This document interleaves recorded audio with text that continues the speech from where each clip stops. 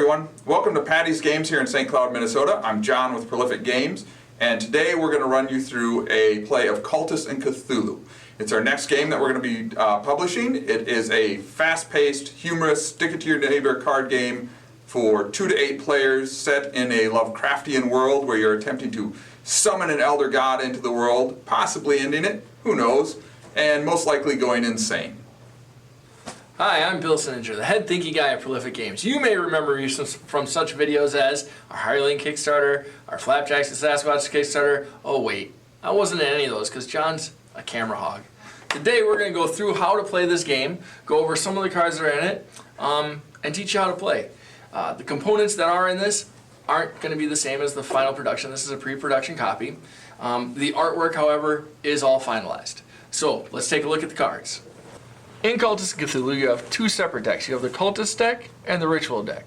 Now the Ritual deck will have rituals that you are trying to complete to bring some of the dark gods into our world, such as Evil Draws Near, Portal to the Other Side, and Evil Awakens.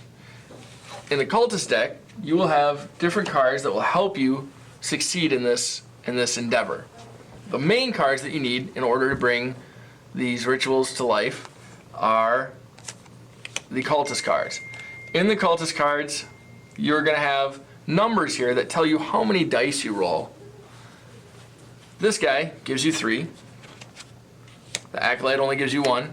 And the Zealot will give you 4.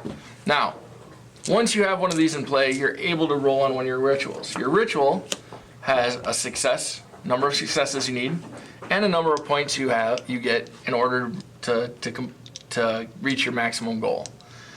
21 points is the final goal of the game. When you roll, let's say I have this Cultist out, I have 3 dice. I roll 4, 5s, and 6s, count as successes. And I take that many of the success tokens and put it on my ritual. Once I reach 8, the ritual is complete, I get to put it off to the side. 3s are failures. They just don't do anything. You didn't succeed, you didn't go insane, not a big deal. 1s and 2s are also failures unless you roll 3 of them in one turn.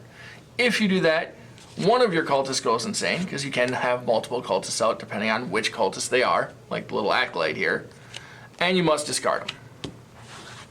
There are other cards that you're going to use to help you succeed in completing your rituals, such as the books. Here we have the Necronomicon and the Book of the Faithful.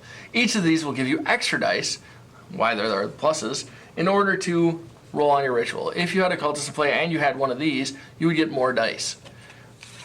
There are also sacrifices, such as the sacrificial animal and the larper. These are interesting as they give you more dice, or you can sacrifice them, discard them, in order to add guaranteed successes to your ritual and completing them that much faster. Of course, once you discard them, you can't use them anymore.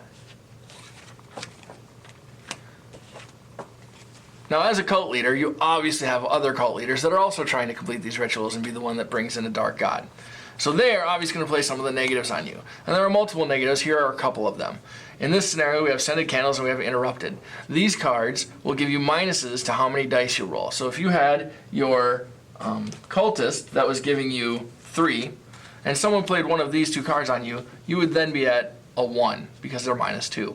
If you also had a book in play, you would then total up the total number of dice, so 3 minus 2 plus 1, you're at 2.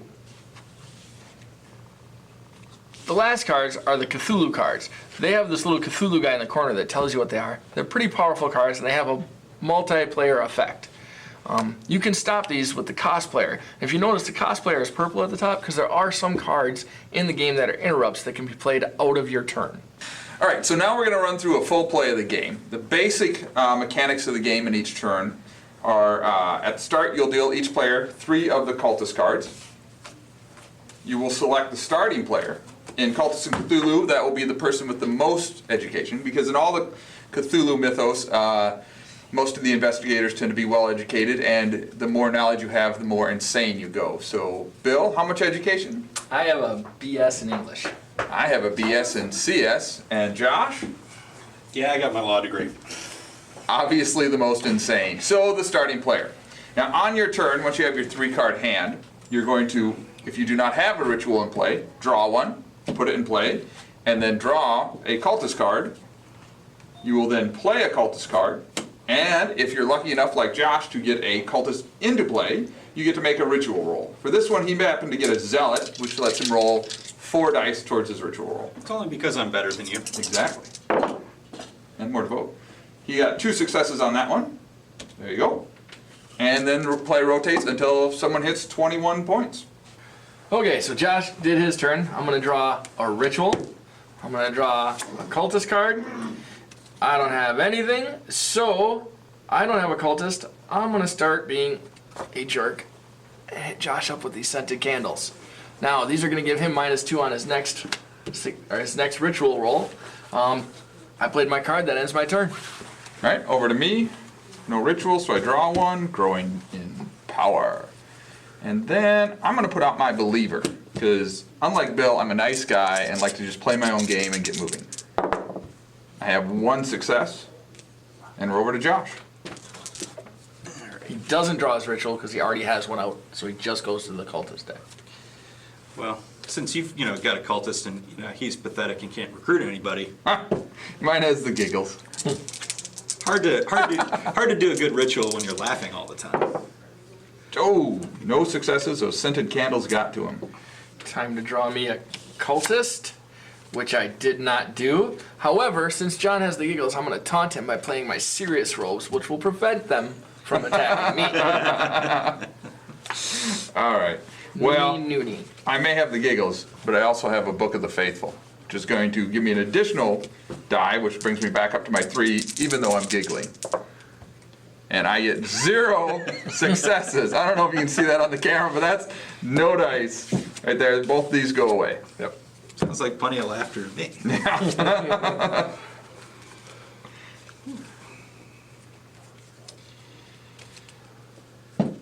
Ooh. Afraid, gentlemen, because it's staring into my soul. So Josh is dropping the first of the Cthulhu cards. It's staring into my soul. All opponents roll a die. On a 1, 2, or 3, we lose our next turn. Now, if one of us had the cosplayer, we could play it to try to stop it. John? I do not have the cosplayer. John? I do not have the cosplayer. Then I guess we're rolling. Oh! Oh. I hope you can see that, because I was successful and John failed. Once again. I did. Oh, but Only 1 success. However, zealots don't go crazy. right. Because they already are. He rolled 3 1s or 2s, which would typically drive him insane. His cult is insane, but not in this case. So now it's my turn, because I didn't lose mine. Draw my card. Now, the books have to be used with a cultist. However, the sacrifices allow you to roll with just them. Now, he gives me 2 on my ritual. I'm going to roll. I get 1 success. John, it's not your turn because you lost it. Go ahead, John. Oh, that's too bad, man. I feel for him. I've had my soul I stared don't feel into. for you that much, though, either.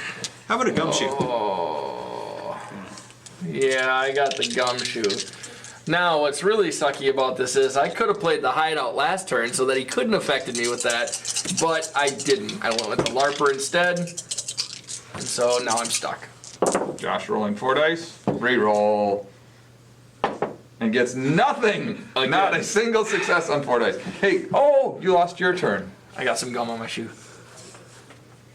Again, I think we need to possibly slow Josh down a little bit. So we're going to hit him with Why? the... I can't roll dice. We're going to hit him with the interrupted. His ritual got interrupted a little bit. He's going to lose 2 dice there. I'm rolling 3. Oops. Got 2 successes there. Towards the 4 I need.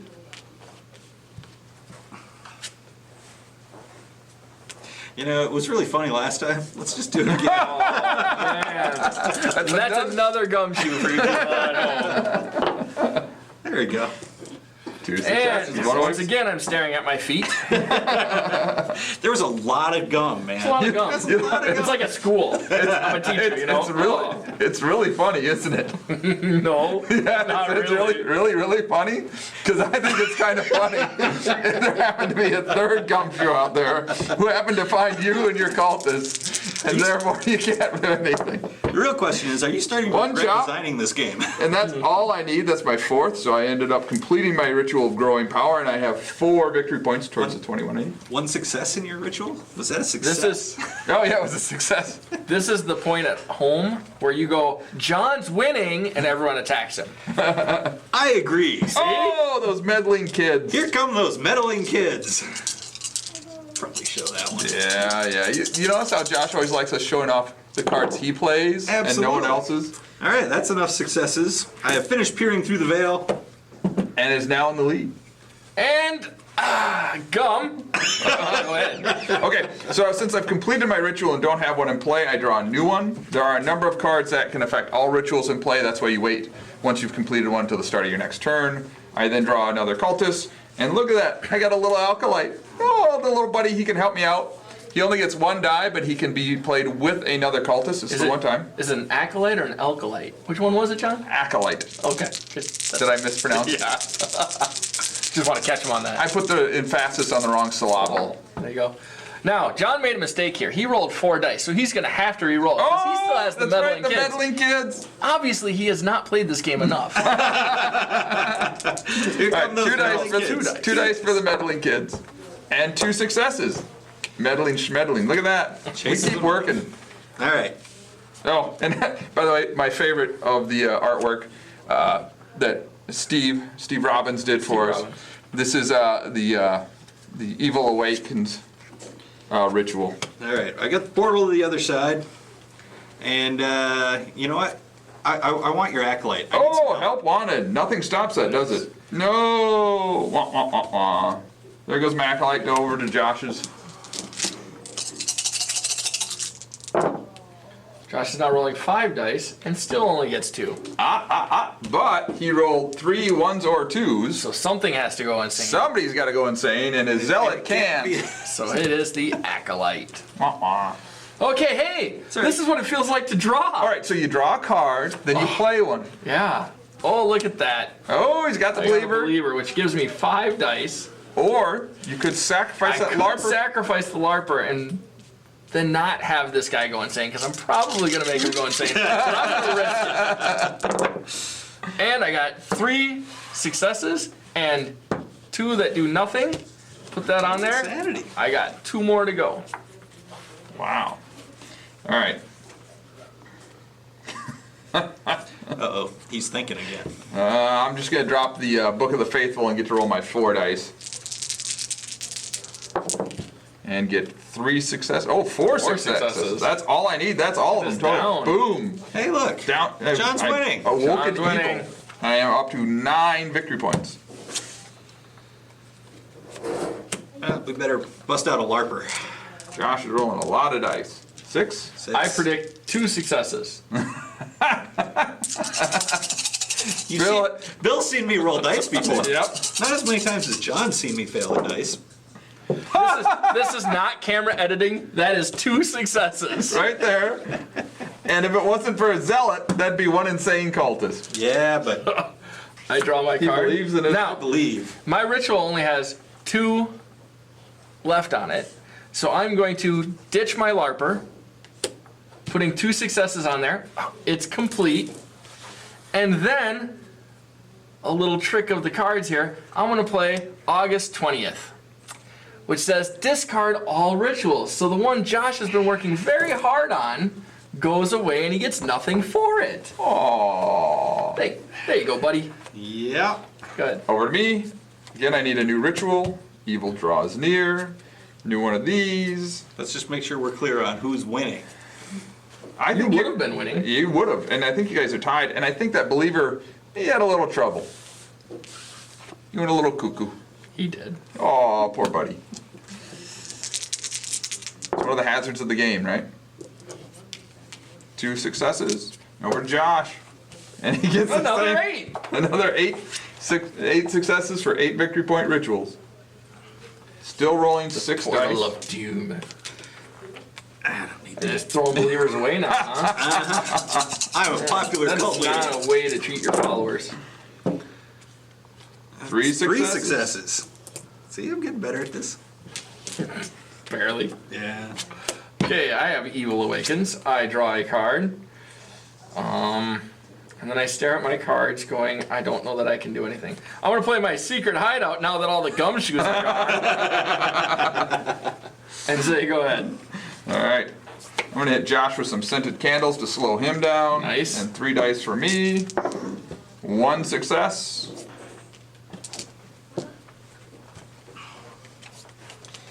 Have some more meddling kids. Oh!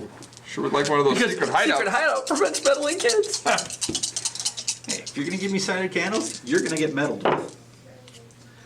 2 successes. But it was on your Secret Santa list. I draw. I have a Devout. Nice. There we go. I get to roll 3, Marco. and I get 1 success, which is 1 less than Josh gets. Well, I'm going to put out my serious robes. Because they're serious. And I get 1 die. And it's a success. Good job. And then meddling kids goes away.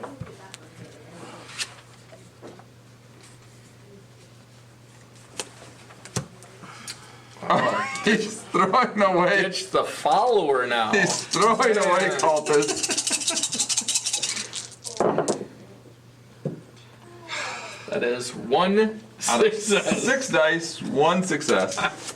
At least I didn't go insane. I am going to play the Necronomicon, which gives me +2. I take my 3 for my cultist, my 2 for my Necronomicon, Go crazy. and Do not. 2 successes. With only 5 dice. That's a better percentage than yours. That goes away, right? It does go away. I wanted to keep it. I like 9th grade math, I guess. I got my LARPer out. I'm going to roll 5 dice. Which manages to send my cultist insane. Yay! Get me 1 success, which is all I need. And that one is also completed, which puts me at 15 victory points.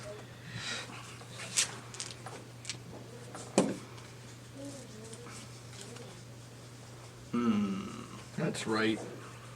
Look somewhere else. I got my serious robes in my hideout.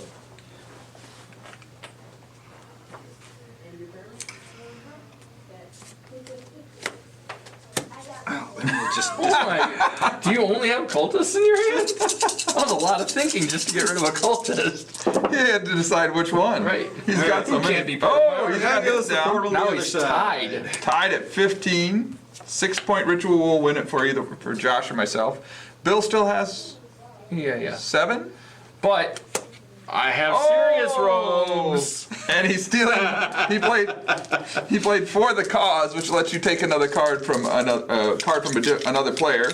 And he already had serious robes, but it was worth it to him to steal mine, so that even if he had to discard his own in order to get it away from me. There we go. Now I'm at 12. All right, my final ritual is not a 6-pointer. It's a 4-point growing in power. So is that your final ritual then?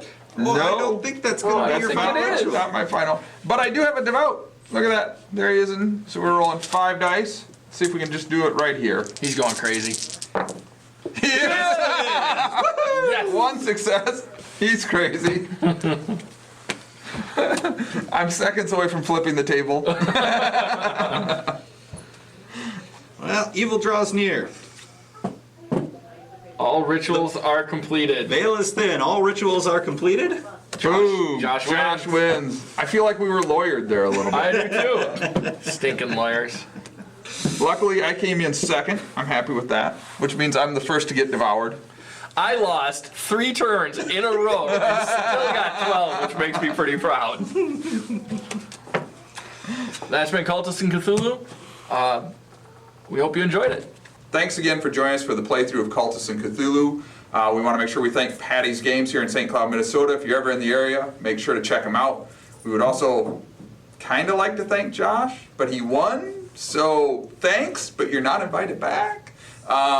If you have any questions, comments, anything you would like to see, make sure you leave it below. Send us an email at Prolific Games. Hit us up an email at prolificgames@gmail.com. Hit us up on Twitter at Prolific Games. Give it a thumbs up if you liked it. Thanks.